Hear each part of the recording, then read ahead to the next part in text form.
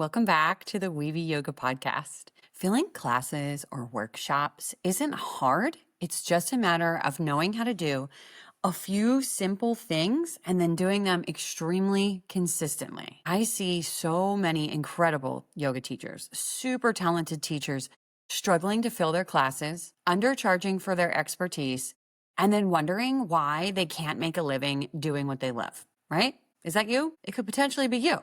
When you undervalue your workshops, meaning like price them too cheaply, you're not just hurting yourself, but you're actually doing a disservice to the very people that you are trying to help.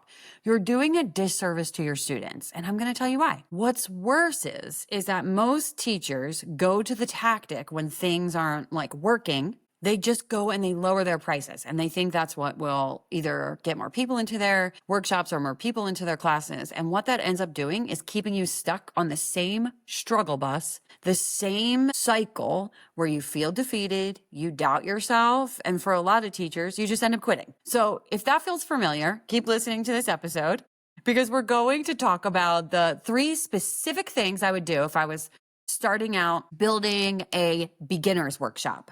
Like if I was starting from scratch building it today. And I believe in trying to be as specific as possible. So I'm going to try to talk about this like in the context of specifically a beginner's workshop.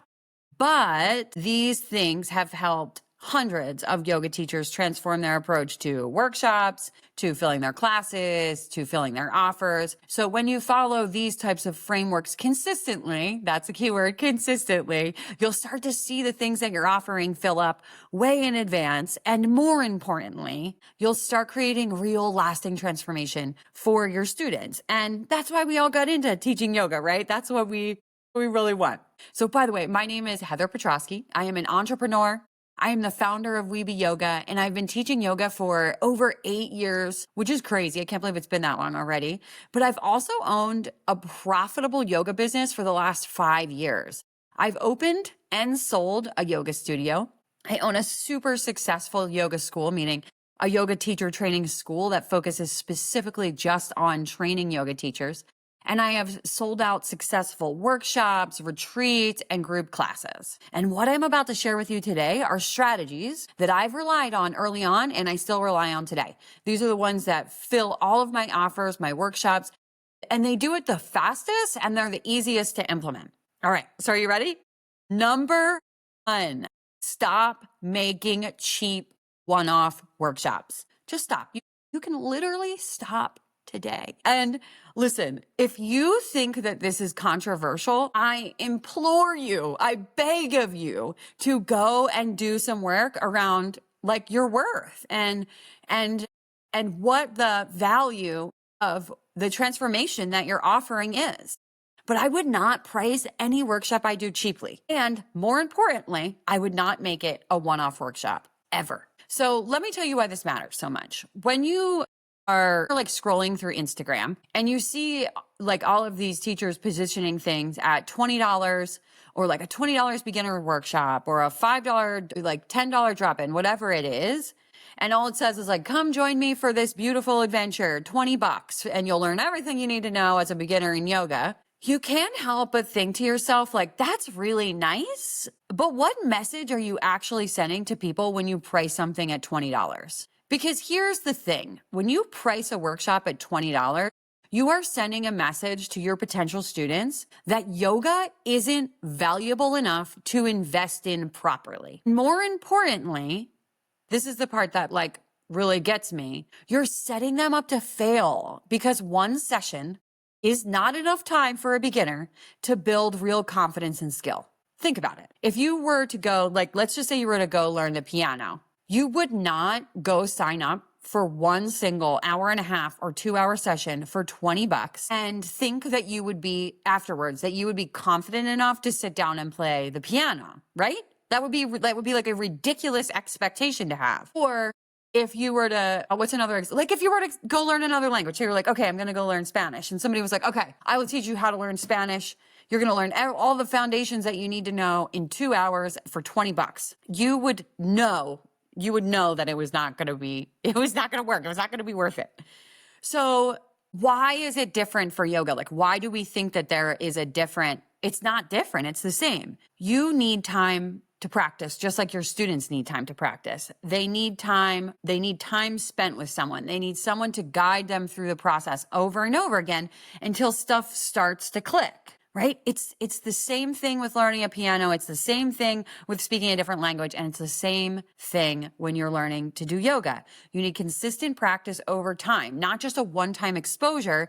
If you're trying to build any kind of like confidence or muscle memory or like reap some of these long-term benefits. So when we're creating these cheap one-off workshops, we're not actually serving our students. We're just kind of giving them like a little taste and then like a prayer. It's like, please come back, right? And then we're just sending them out on their way without the tools that they actually need to succeed. So here's what I would do instead. I would make a series, right? Maybe start with a 4 or a 6-part series. I would name each week. Each week, I would focus on one single thing. Like, say your workshop focuses on sun salutations. Maybe it is like part 1. Week 1 is the first couple poses. Week 2 is the second couple poses. Week 3 is breath. Week 4 is putting it all together, like something of that nature. And this is really important because it creates a whole lot of clarity for your students, and so that they know what they're going to get. And we're going to talk a little bit more about that later. The other thing I would do, and this is very, very important, I would create like a killer value add for the students. It's so important to like over deliver on value because honestly, there's a million yoga teachers out there. So like, what makes you different? What makes you the person that your students want to come to? And the faster that you can define that for yourself, the better. So when you add a value offer onto things, and that can look like a lot of different things, it's going to make your beginner's workshop look more appealing. Some of the things that could look like would be, after the 4 weeks, you get a 30 or 45 minute or 60 minute, whatever your time allows, coaching session after the workshop is over to sort of do whatever you want to do in that 60 minutes. You could go over all the foundational poses you learned. You could walk them through an individual practice so that they can apply what they learned in the workshop to a private class, all of those kinds of things. If you didn't want to do something maybe that takes as much time or that's as intense, you could do something like a guide or a printable PDF or a workbook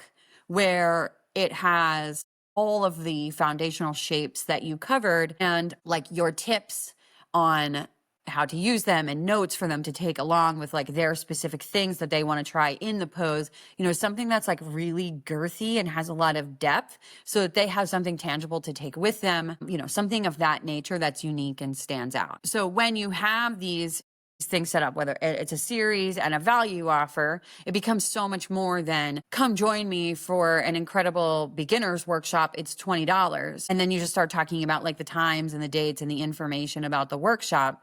This is what is going to make what you're offering really stand out from the crowd and deliver a ton of value for them. And what's amazing and really cool is that when you create a series with a ton of value, and you over deliver for your students and you teach them so much and they get so much out of it, you're doing so much more than making a one-off, like quote unquote beginners series or beginners workshop. That's a one-time thing. And not only that, but you are going to make more money and you're going to serve your students better because you're giving them time and you're giving them the process that they need to truly learn and integrate what you're actually teaching. Then they get to come back week after week. They get to practice. They get to ask questions. And they get to build that confidence over time instead of just showing up once and then feeling lost or like confused still when they go to a regular class. So that takes us to number 2. Number 2 is, these are all equally important. You have to make one crystal clear promise. It's huge. I would make sure that my beginner series had a promise that was as clear as day.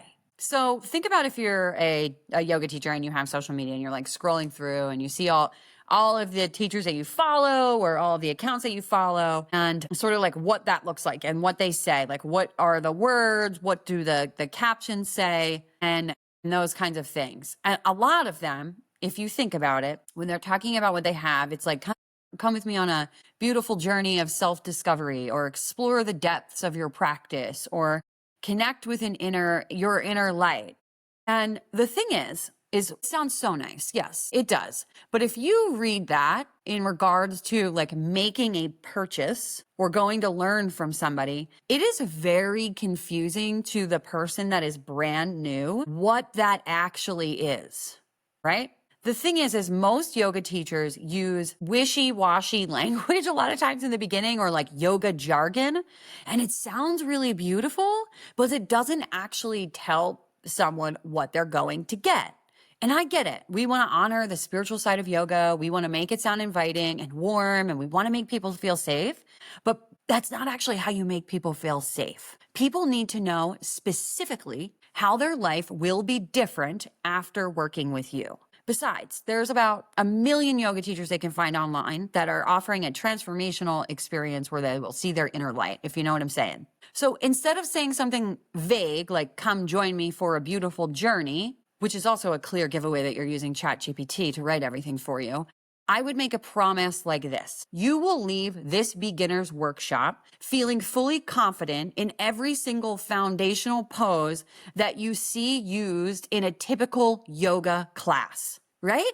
That's specific. Or if you say, like, you could make it even more specific. So say that you're doing a series that's focused on sun salutations or something like that.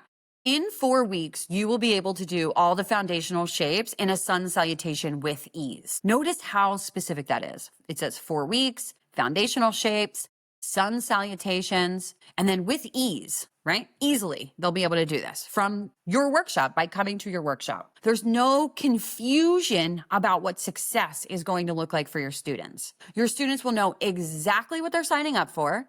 And even better, you are going to know exactly what you need to deliver to them. And here's why this matters so much. When you make a clear promise, you attract the people that actually want what you're offering. And that's what we want, right? And in turn, you will turn away the people who aren't a good fit for what you're offering. And I know that sounds scary. I do. Because it's like, oh, yoga's for everybody. But, and also I know that feeling. It's like, I want everybody to come to my workshop. But trust me, it is a good thing because it means higher conversion rates. That means more people in your classes, and it means happier students. Because think about it. If someone reads your promise and they're like, yes, that is exactly what I want. I'm so confused about sun salutations. I've been going to classes and I don't get what's happening in sun salutations. That's exactly what I'm looking for. No brainer. They're going to sign up. But if somebody reads it and they're like, I'm not really interested in sun salutations, I've got those covered, then they're not going to sign up. And that's okay because they wouldn't have been a good fit anyway. And like, we've all been there. I have had when we're teaching a workshop and there's someone in the room and you can tell that they don't want to be there. They have their arms crossed. They look super bored. They've got that like sort of side eye look to them, that kind of thing. Like that's tough when a student like that is in your room as a facilitator. When you are specific, you get students who are excited to be there because you told them exactly what they are going to get, and you are going to deliver that exact thing. Your promise should be so crystal clear that both you and your student know exactly whether you delivered on it or not, right? Pressure's on. Not really, but like it should be very clear, and keep it simple. It should address their biggest fear. And for most beginners, it's looking foolish in a yoga class, or they might not use the word foolish, but it's like, you'll hear words like, I feel like I don't know what I'm doing. I'm always looking around the room, those kind of things. So your promise should give them a specific skill that they can measure. When you do this, when you make that crystal clear promise, you are going to find people that are so much more likely to invest in their workshop and invest in learning from you because they know exactly what they're getting and they can see themselves achieving that outcome. And that's why most of us got started teaching yoga, right? Because you want to share the transformation. You want to help people. And that is what is so cool about implementing these sort of, I don't want to say tactics because it's really just like being a good, clear human. Okay, so main point number 3. So let's just do a quick recap. Number 1 is don't price your workshop cheaply, period. And also don't do a one-off, right? So don't do it cheap and don't do it as just like a one-time thing. Number 2, deliver a clear promise. All right, and now number 3, And I would say that this potentially is the most important one. You need to show up consistently without jargon. So this is the one that I think will actually make the biggest difference in filling up your workshops, but it is the one that people struggle with the most. You need to show up consistently online or however you speak to your audience. So it could be if it's an in-person thing, if it's a blog, if it's emails, however it is that you show up, you need to show up consistently when you are in the period of trying to fill your workshop. So say you have a brand new beginners workshop, I would say at least 4 weeks out from your workshop, or 3 times a week, or I'd probably go with 4 if you're just starting out, talking about the workshop in a way that has absolutely no yoga jargon or metaphor, okay? Because we're talking about beginners. We're talking about people that don't know anything about yoga. You want to use really clear, simple words that every person everywhere that speaks the language that you are speaking in can understand. And let me tell you why this is so important. I was working with a student recently, and she wasn't frustrated, but she's created this beginner's workshop, and she priced it well. There was a clear promise that the workshop and the material in the workshop was really solid, and nobody was signing up. Nobody. It was really hard for her to get new people in the room. And I said, okay, well, how are you marketing it? And she sort of just shook her head, and she knew. She was like, I'm not showing up consistently enough. Guys, if you do not consistently show up, how are people going to know you exist? Right? You kind of have to think about the way you show up on the internet. I like to think of my relationship with Instagram like a relationship, right? If I show up wishy-washy, unfocused, and random, think about if you showed up that way with a friend, what would that relationship look like? It would look flaky, wishy-washy, and unclear, right? But when you put the work in, you get the results. So if you show up consistently in a relationship and you're clear and your boundaries are good and all of those things, then that relationship is probably pretty solid. It's pretty healthy, right? So you have to approach consistency in that same way. You also have to be really careful with the yoga jargon. So when I say that, I mean, and I'm not saying that any yoga jargon is inherently bad, or if you talk like this, it's bad or wrong. That is absolutely not what I'm saying. What I'm saying is that you become difficult to understand. So when you say things like explore your chakras, or find your vinyasa flow, or connect with your prana, I'm telling you right now, a beginner has absolutely no clue what that means. They don't know what the word chakra, prana, or vinyasa flow means, right? And when people hear those things, people do not like to not know things, right? When they feel like they don't know, they step back, right? They want to feel like they understand. And so the better and clearer you can do that, the more successful you're going to be. It's intimidating as well. So yoga can be super intimidating for beginners already, right? But when we start to implement that language, we put a whole nother barrier between us and the students that we want to serve. So when you consistently show up speaking your students' language, not your language, the language of your students, you are building trust and safety before they ever step into your studio or your class or your workshop. You're letting them feel your energy and your teaching style. And it's so important, right? This is the actual bonus of when you show up consistently.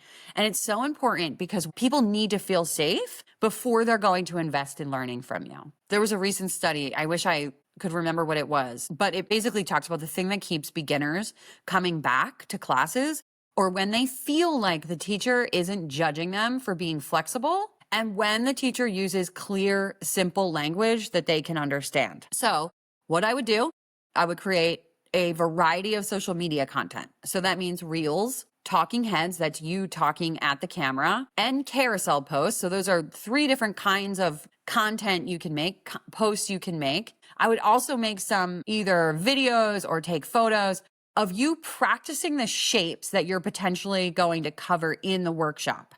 And then I would talk about the transformation of your workshop, the benefit of your workshop, the payoff of your workshop in everyday language that anybody can understand. So an example of that is like, say you're going to teach something like malasana. Don't say this pose will help you connect with your root chakra. Instead, I would say something else that was more practical and something that a regular everyday human who didn't know what a chakra was, something that they could understand. Like instead of saying we're going to explore the energetics of your practice, I might say something like, you will learn how to breathe in a way that actually helps you calm down your nervous system when you're in a moment of being panic or stressed. Something more specific like that. I would avoid using Sanskrit names unless I'm also explaining what they mean in English. So like a common one is teachers very often I hear will use all English, but there'll be like a few little poses where for some reason, a lot of teachers I know just like always use the Sanskrit, like Supta Baddha Konasana.